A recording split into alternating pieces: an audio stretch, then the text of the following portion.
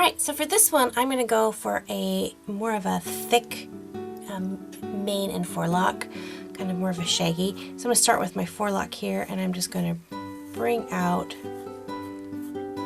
more of the pony kind of look here, bringing out the shape of how the forelock is going to fly, and you can see it much different than the first horse, which was very kind of curly. This one has more of a straight mane. I'm going to go ahead and use my eraser, and I'm going to erase a little bit of the detail of that ear, a little bit about that face, but it's going to be dark. This horse is going to really reminds me of a horse I used to have when I would take horseback riding lessons. Its name was Sugar, and she was just the sweetest little pony, and all the little guys in my riding lessons, the little kids, would get to ride her. And I was almost jealous because she was just such a pretty little pony, but she was too small for me to ride. But I enjoyed, I would get to walk some of the younger kids around and lead her around, but she was just so pretty and had just the most gentle face and eyes. But I remember her mane and forelock were just bushy. So what I'm doing is I'm now creating really a dark end here. And as I pull my pencil up, I'm flicking it up so that my line is going from dark to light. And what it's doing is it's creating volume. And so it's creating, the light is coming out towards you, so this is curling down in. And I'm going to do the same thing kind of up here at the top.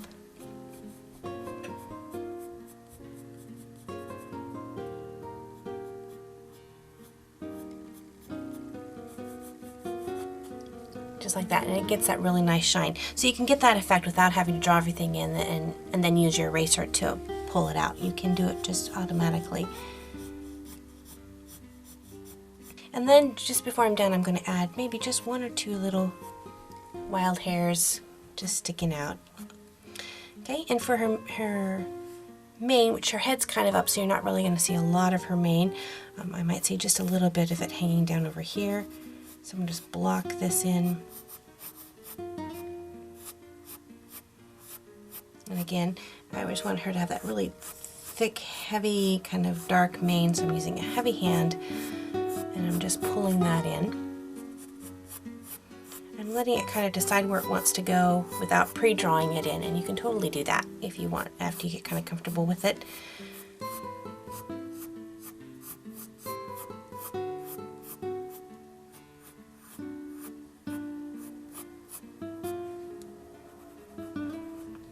And I'm going to use the darkness of her mane to really help pull forward her face. I'm going to bring that right underneath. I'm going to overlap her face over top of her mane. But getting that flicking motion where you push hard, and as you move your pencil out, you relieve pressure so it gets a flick. You might just have to take a piece of paper and just fill it with flicks. And I might add just a little bit up here. Maybe we'd see just a little bit of it coming down along here.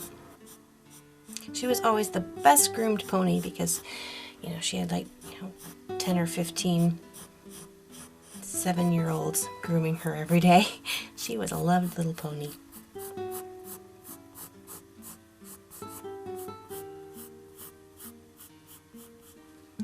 So you can see as you work with this, you can get a really nice shaggy look kind of horse by just adding those straight lines instead of going really curly and flowy and all of that. You can just have it just be a shaggy little pony.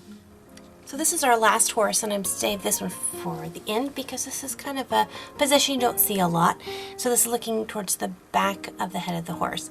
Oftentimes when a horse's mane will not grow to one side only. It will switch sides from one to another.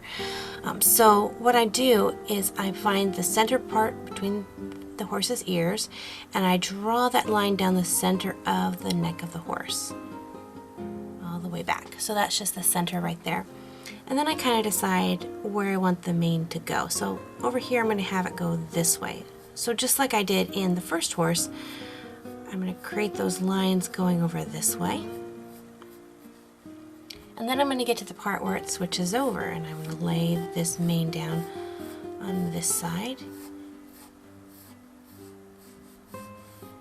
just kind of using my lines to get my shape the way I want it.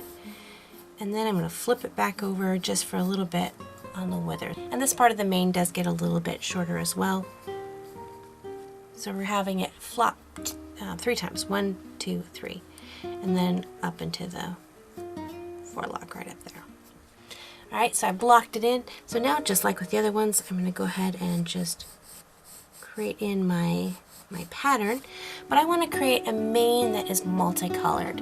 So I'm going to mix what I did with the dark maned horses as I did with the white maned horses. I'm going to find my dark parts first, and I'm going to just etch those in nice and a nice dark and heavy hand. Again, following the way that the hair is going to flow.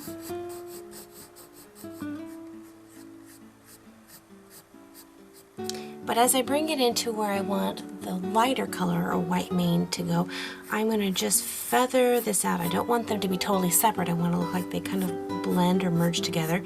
So for a couple strikes down here, I'm going to put in some dark hair. I'm going to erase this undertone there a little bit.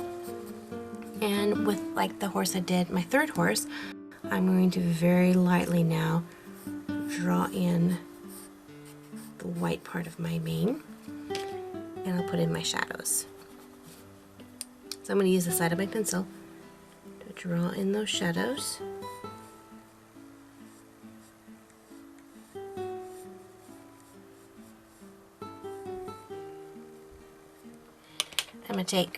I'll take my blending stick and blend those shadows out.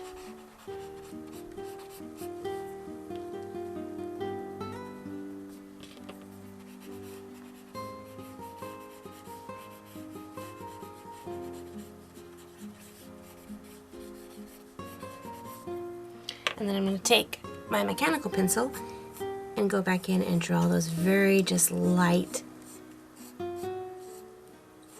lines that I'm going to use. Wow, I cannot talk and draw at the same time.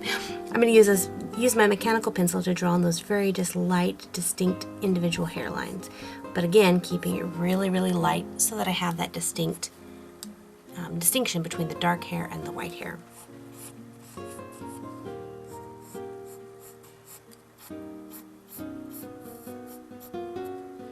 Another great way to get this distinction is find that shadow that is caused by the hair on the neck and sketch that in a little bit.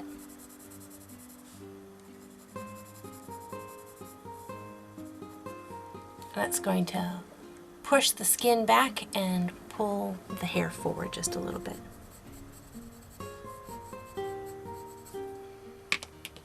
And if you need to, just take your blending stick to kind of blend that out into the actual hide of the horse.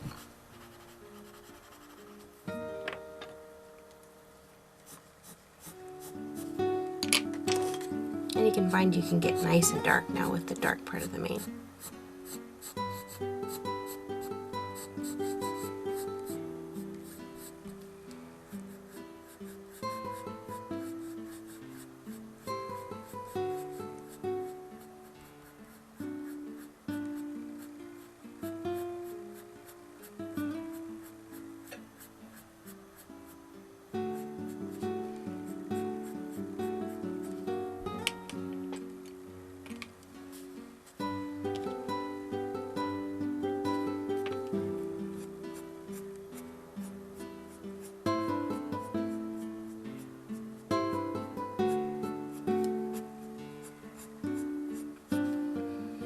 And you find your mechanical pencil is really good for getting in those kind of wild horse hairs.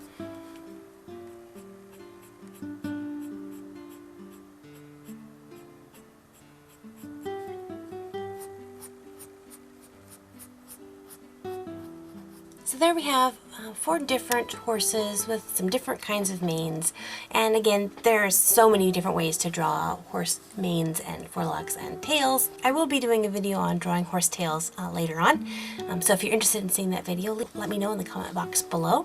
So hopefully this gave you some ideas on how to to draw horse manes and forelocks a little bit differently, or encouraged you or challenged you that you are practicing drawing your own horse manes and forelocks. And if you do, make sure to share those with me on my Facebook page. I'll put the link in the description box below. So thanks for joining me today, and until next time, God bless you guys. Bye-bye.